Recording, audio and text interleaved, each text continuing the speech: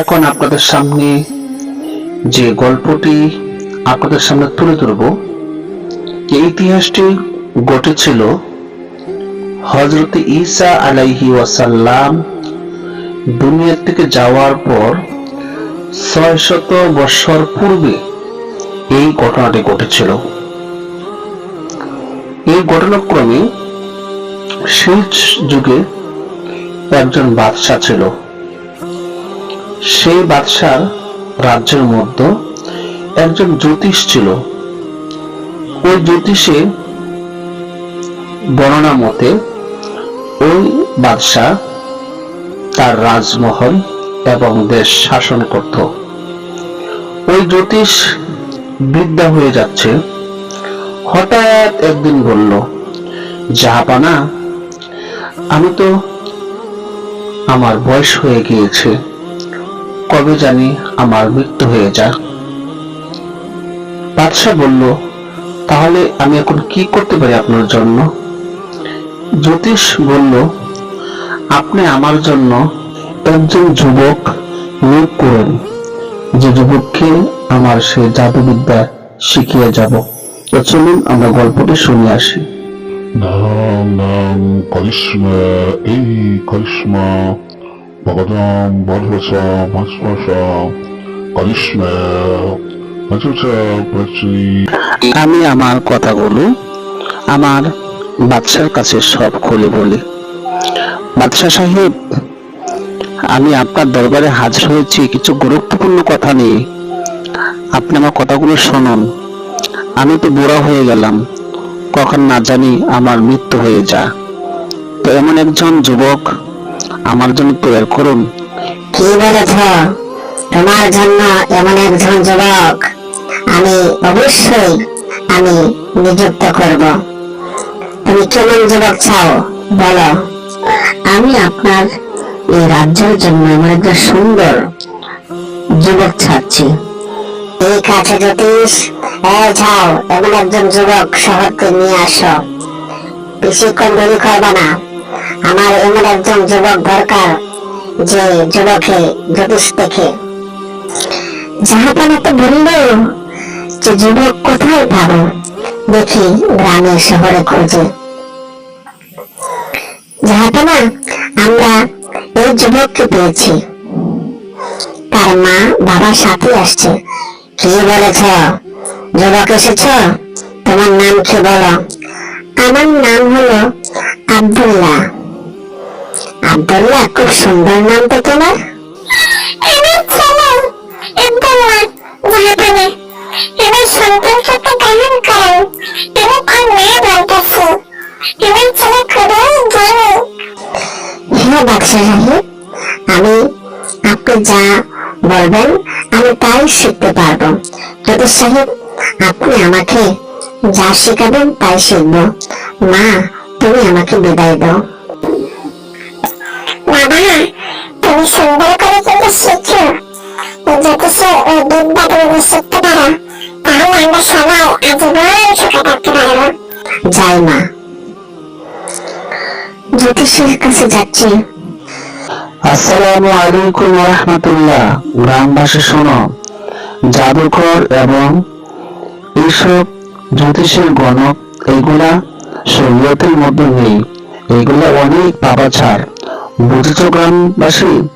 এমন একজন আল্লাহ রয়েছে, যে আল্লাহর উপর তোমরা বিশ্বাস স্থাপন যদি করো, তাহলে সে আল্লাহ তোমাদেরকে মহান এবং শান্তি বসিত করিবেন। জাদু মন্ত্র এগুলোর উপর বিশ্বাস তোমরা আনবা না। জ্যোতিষের যে মন্ত্রগুলো তোমাদেরকে শিখাচ্ছে এগুলা ঈমান হারা। তোমরা মনে রাখো, এই দুনিয়া একদিন আমাদের ছাড়তে হবে।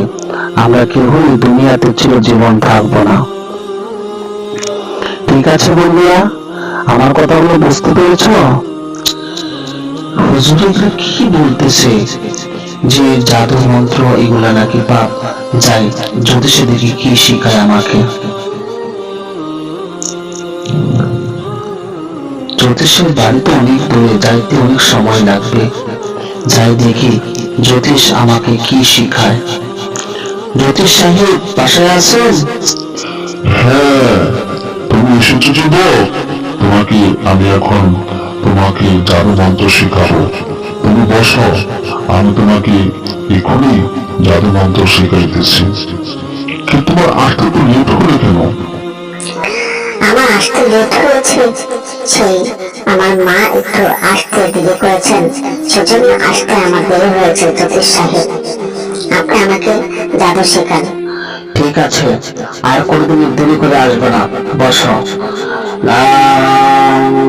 হরিনাম কামাখা নাম হরিনাম।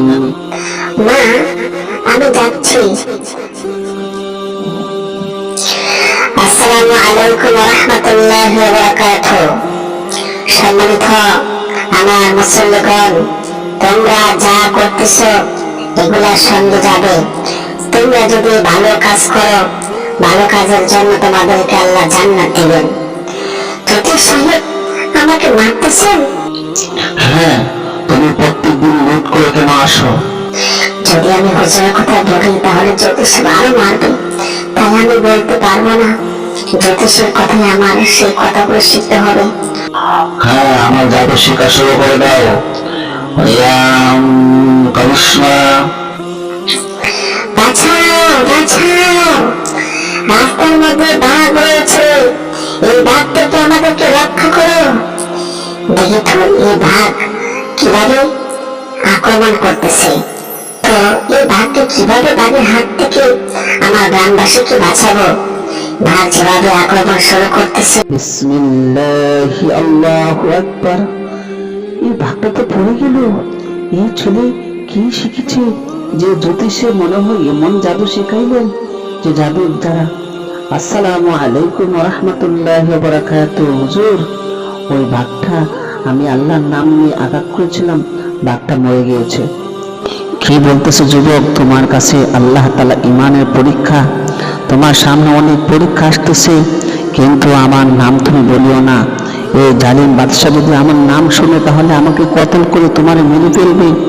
তোমার সামনে যে পরীক্ষা আসতেছে, এই পরীক্ষায় তুমি উত্তীর্ণ হইতে হবে এবং তোমার সেই ঈমানকে রাখার জন্য যতই কষ্ট হোক না কেন তোমার ঈমানকে তোমার ঠিক রাখতে হবে। ঠিক, আমার ঈমান আমি রক্ষা করবো ইনশাআল্লাহ। মা মা, আজকে আমি ভাড়কে পাথর দিয়ে মেরে ফেলেছি। হ্যাঁ বাবা, শুনেছি তো। তুমি জ্যোতিষে তোমাকে কেমন মন্ত্র শিখাইল যে মন্ত্র দিয়ে তুমি বাঘকে মেরে ফেলেছ? না মা, আমি মন্ত্র দিয়ে বাঘ মারিনি, আমি বিসমিল্লাহ আল্লাহু আকবার বলে বাঘকে আঘাত করেছিলাম। বাহ আব্দুল্লাহ, তোমার সেই জাদু দেখে আজকে আমি অবাক হয়ে গেলাম। তুমি এত সুন্দর তুমি জাদু শিখেছ, যে জাদুর দ্বারা তুমি বাঘকে মেরে ফেলেছ। বাহ আব্দুল্লাহ, তোমার সে জাদু দেখে আজকে আমি অবাক হয়ে গেলাম। তুমি এত সুন্দর তুমি জাদু শিখেছ যে জাদুর দ্বারা তুমি বাঘকে মেরে ফেলেছ। না জাহাপানা, আমি জাদু দিয়ে বাঘ মারিনি, আমি আমার সে এমন একজন আল্লাহর নাম নিয়েছিলাম। কি বলেছ তুমি? হ্যাঁ জাহাপানা, আমি আল্লাহর নাম নিয়ে বাঘকে আঘাত করেছিলাম। এই জাদুর মুখে তুমি, আমি ছাড়া তোমার আর কেউ আল্লাহ নয়, আমি তোমার প্রভু। না জাহাপানা, মানুষ কখনো আল্লাহ হতে পারে না, আমার আল্লাহ একজন সৃষ্টিকর্তা। এই যুবক, তুমি কি বলতেছ? তুমি আমাকে প্রভু না মেনে তুমি মানে একজন আল্লাহর নাম নিতেছ? হ্যাঁ, তোমাকে এখনই কঠিন বিচার করা হবে। বল, তুই আল্লাহকে ভুলবে কিনা? এই আমাদের সেই বাদশাকে প্রভু বল। কখনো বলবো না। আমাকে তোমরা মেরে টুকরা টুকরা করে ফেললো, আমার আল্লাহর নাম আমি মুখ থেকে ছাড়বো না। সেই বাদশা কখনো মানুষ, সে কখনো আল্লাহ হতে পারে না। যতই মানুষ থাকে না, আমি সে আল্লাহকে আমি কখনো বলবো না। এই হুজুরকে নিয়ে আয়। আসসালামু আলাইকুম। এই তুই আমার সেই যুবককে কি শিখাইলি? তোকে এখন রক্ষা করবে কি? ওকে আমার লোকেরা তোকে এখনই কতল করে ফেলবে। তুই আমার রাজ্যের মধ্যে তুই নতুন ধর্ম শুরু করেছ, এই যুবককে তুই নতুন ধর্ম শিখাইতেছ? না যাবা না, আমি সেটা নতুন ধর্ম নয়। আপনিও আল্লাহর উপর ঈমান আনুন, পড়ুন লা ইলাহা ইল্লাল্লাহ। কখনো নয়, আমি সেই বাদশাহ, তুমি আমাকে শিখাচ্ছ, এখন তোমার পিছা শুরু করে দিল। এই তুমি ওদেরকে শক্ত করে ওকে ধরো, ও যেন ওই জায়গা থেকে লড়তে না পারে। যাহাবা না, মৃত্যু তোমার একদিন হবে, কিন্তু আপনাকে প্রভু আমি বলতে পারবো না, কারণ আমার প্রভু হলেন লা ইলাহা ইল্লাল্লাহ মুহাম্মাদুর রাসূলুল্লাহ। তুমি কি বলতেছ? তোমাকে কতল করে বলো লা ইলাহা ইল্লাল্লাহ মুহাম্মাদুর রাসূলুল্লাহ। এখন দেখ এই যুবক, তোর সেই সার্বিককে আমরা এখনই কতল করে ফেলেছি। তুই যদি সে কালমা না ছাড়স, তোকে এইভাবে আমরা মেরে ফেলব। বাদশা সাহেব, আপনি আমার হুজুরকে মেরেছেন, আমার কোনো কষ্ট নেই, আমি সেইভাবে মরতে চাই। আমি এইভাবে মৃত্যুবরণ করলে আমি শহীদ দরজা লাভ করব, কারণ আল্লাহ বলেছেন ওয়ালা তাকুলু লিমান ইয়াকতালু ফি সাবিলিল্লাহি আমওয়াত বাল আহইয়াউন ওয়ালাকিন লা। আল্লাহ বলেছেন শহীদরা কখনো মৃত্যুবরণ করে না, তারা জিন্দা করে। আপনি আমাকেও যদি মারুন, তারপর আমি কালমা ছাড়ব না।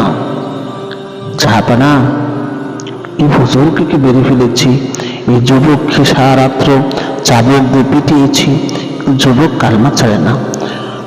আমাকে তুমি কোথায় নিয়ে যাচ্ছ? তোকে আমরা এখন সাগরে বলি লা ইলাহা ইল্লাল্লাহু মুহাম্মাদুর রাসূলুল্লাহ। আল্লাহ পাক আমাকে রক্ষা করবেন, আমাকে তোমরা কেউ আমাকে ক্ষতি করতে পারবে না, আল্লাহ আমাকে হেফাজত করবেন। কি সর্বনাশ, এটাকে পানিতে ফেলে দিলাম, আবার পানি থেকে উঠে আসলো কিভাবে?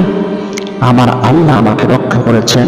তোমাদের প্রভু এখন থেকে আগুনের মধ্যে ফেলে দিবে, দেখ কিভাবে আগুনের মধ্যে ফেলে দেয়, এখন সময় রয়েছে। লা ইলাহা ইল্লাল্লাহ। আল্লাহ তুমি আমাকে রক্ষা করো আগুন থেকে, এই আগুন থেকে আমাকে রক্ষা করো। হাস কি বৃষ্টি হয়ে গিয়ে আগুন নিভে ফেলল। বাদশা সাহেব, এই যুবককে পানিতে ফেলে দিলাম, পানি থেকে বেঁচে উঠল। আগুনে ফেললাম, আগুন বৃষ্টিতে ভিজে আগুন নিভে গেল। এই যুবককে তোমরা মারতে পারতেছিল। কি বলতেছ? এই যুবককে মারতে পারস না?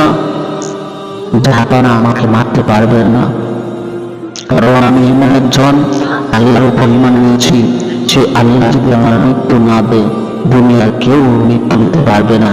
একমাত্র আল্লাহ আমার মৃত্যুদাতা, রিজিক দাতা, হায়াত দাতা। যাহারা আপনিও এখনো সময় আছে, আপনিও কালমা পড়ে মুসলমান হয়ে যান।